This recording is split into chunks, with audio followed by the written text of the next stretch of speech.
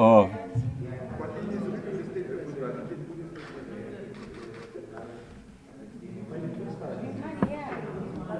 Yes, that's the point.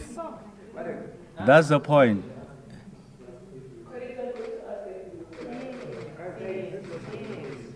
No, I'm just saying others must hear me. Otherwise, I must shout.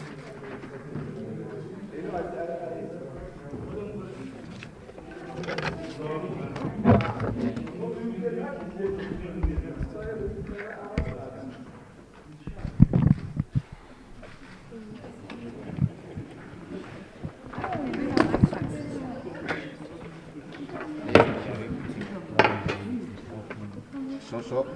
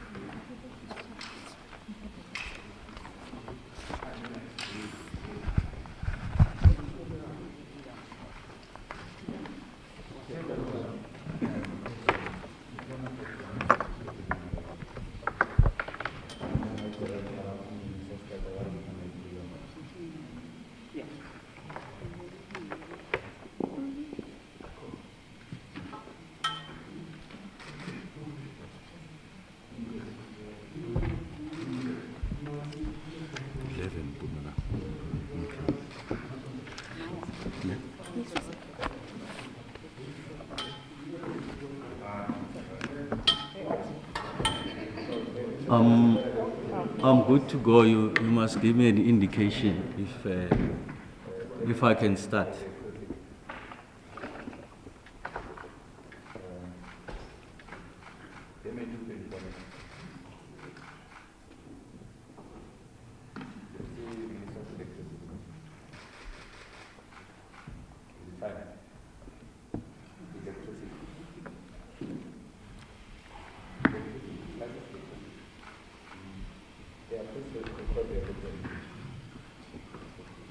Someone must advise if I can start. No. Oh, okay. No, thank you very much, colleagues, for making time to join us this morning.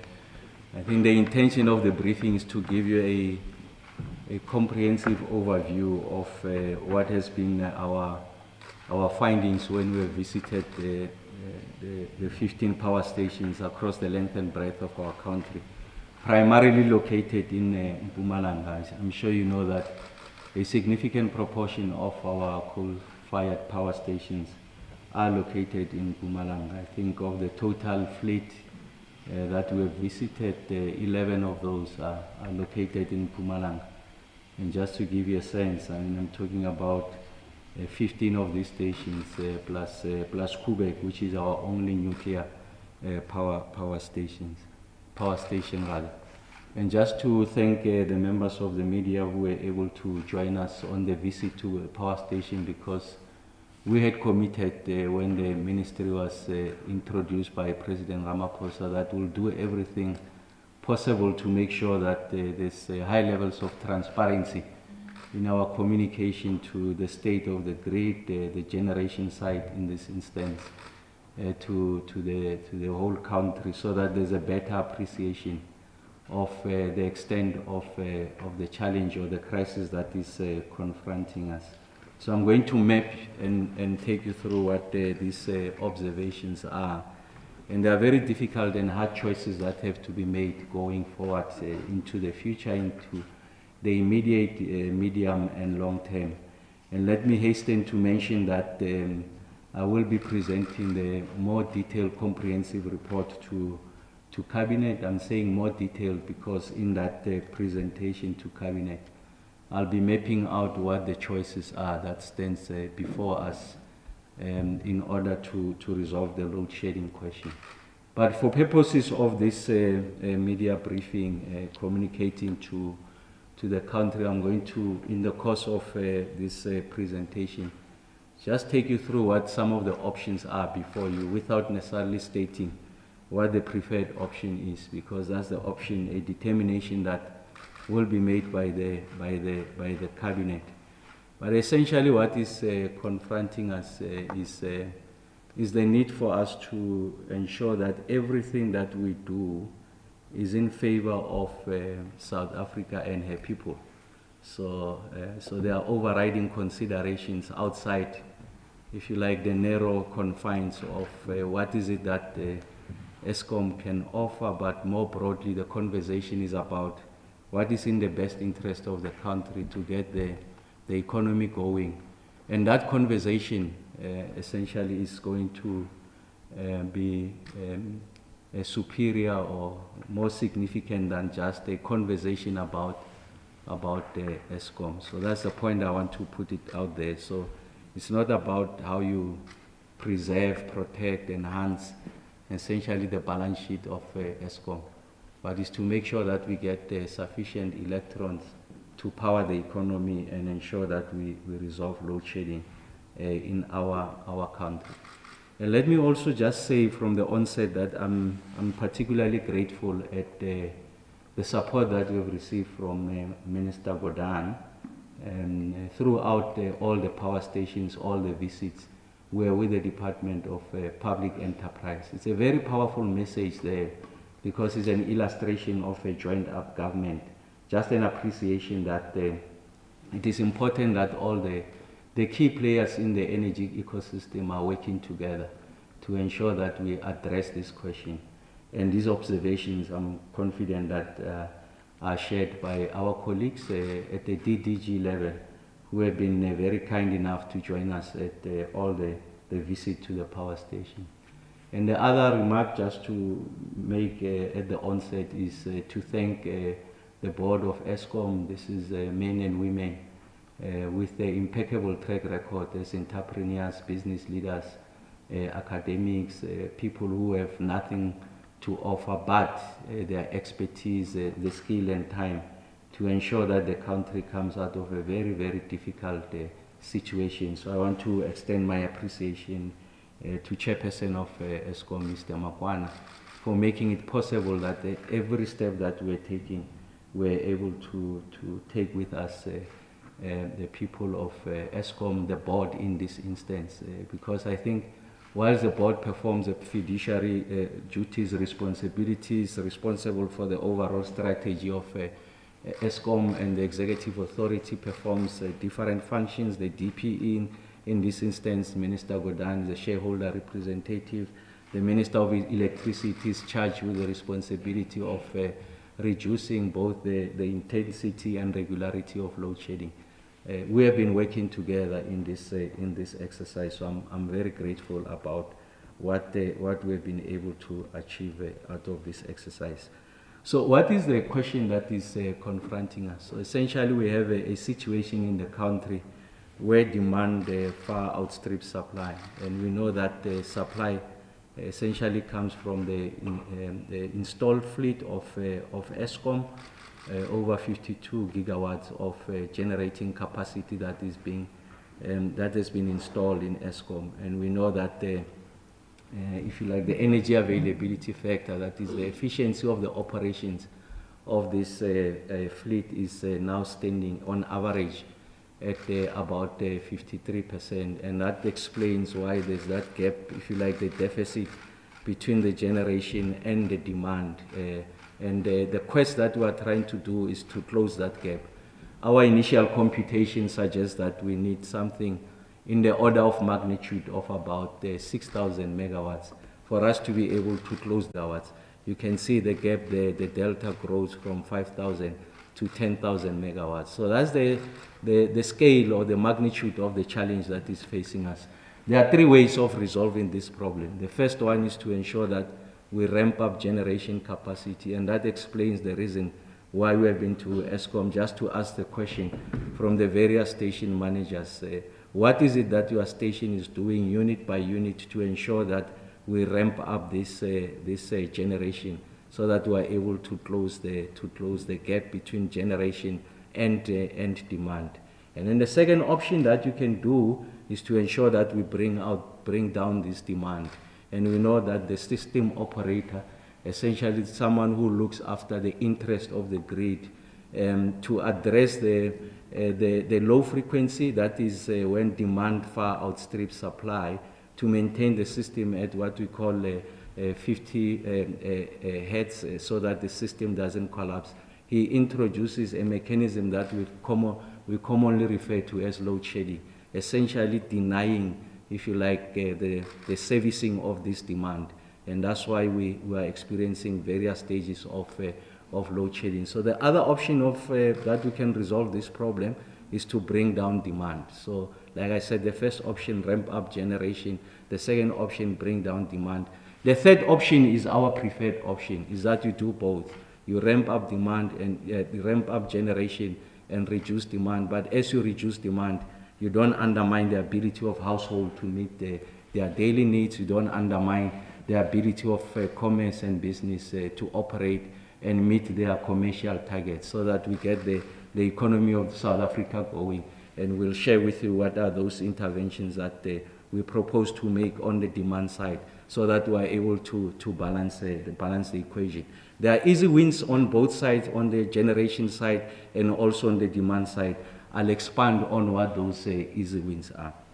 And then the second point to be made is around the configuration of demand in the country. So we know there's something that we call peak demand. So that's in the morning. So it's a concentrated, if you like, demand on generation. And that is typically around the period between about 5:30 to about 8 in the morning. So that's when we're preparing to go to school, we're preparing to go to work. We use all types of appliances. So there's pressure on the system. So that's the morning peak. And then there's also the afternoon peak. And we are experiencing the afternoon peak really between around 6 and 8 o'clock in the evening. That's when we're cooking and doing all other activities. So it's concentrated because we do that almost across the country at the same time.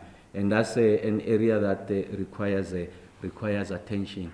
And when there's that peak in the morning and in the afternoon, so there's a peak concentrated demand, and then it tapers down, it plateaus during the day. I think there's average demand, and then it's going to pick up. There's another crest in the evening. So those are the two, if you like, Manhattans that we have to address, the morning and the afternoon.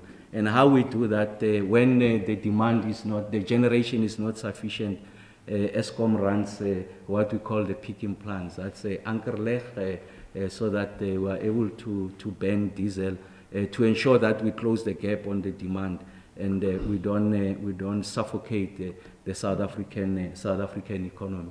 And there's another dimension that we know about the profile of generation in the country, is that your solar PV, its contribution to the generation mix essentially starts at 8:30 in the morning, and tapers down at about 4:30 in the afternoon. So 8:30 and 4:30, that's when we have the maximum, if you like, benefit of solar PV. So what is the point I'm trying to make? Is that solar PV, if it's not combined with other technologies such as battery and pump storage, it doesn't resolve your peaks. So essentially it comes at a point where you least need it, and at the point that you want it the most, is not available.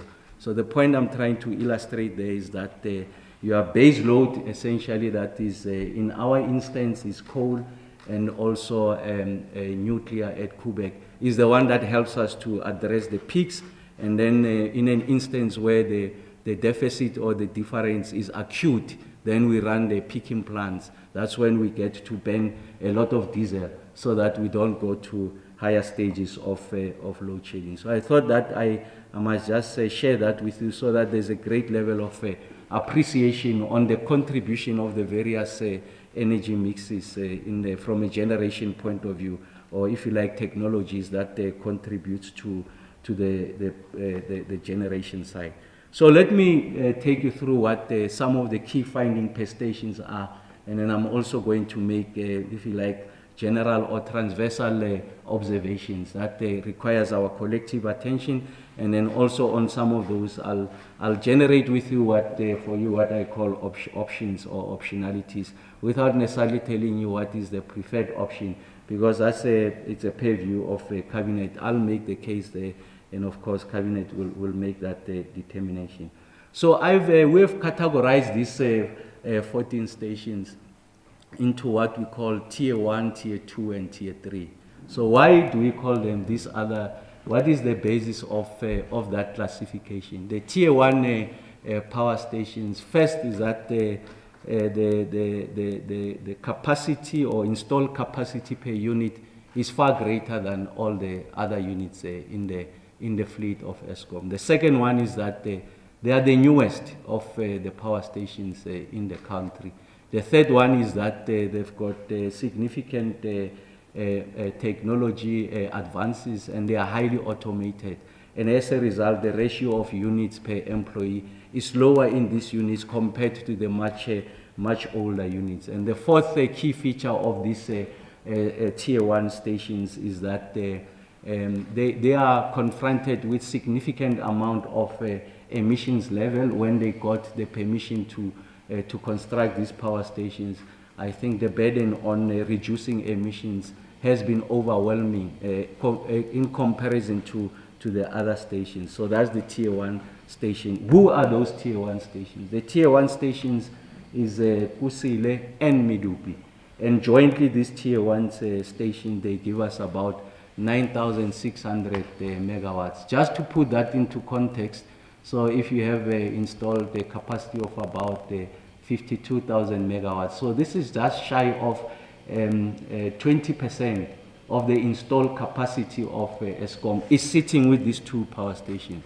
So if you were to use another reference, essentially these 2 stations are too big to fail, because you are going to see their impact on the energy availability factor across Eskom, but you are also going to see their impact on the stages or the levels of load shedding if these 2 stations fail. So let me go into Medupi now. Remember, I made tier 1, I said they give you approximately about 9,600 megawatts. So what do we know about Medupi? We know that Medupi has been commissioned over a period of time.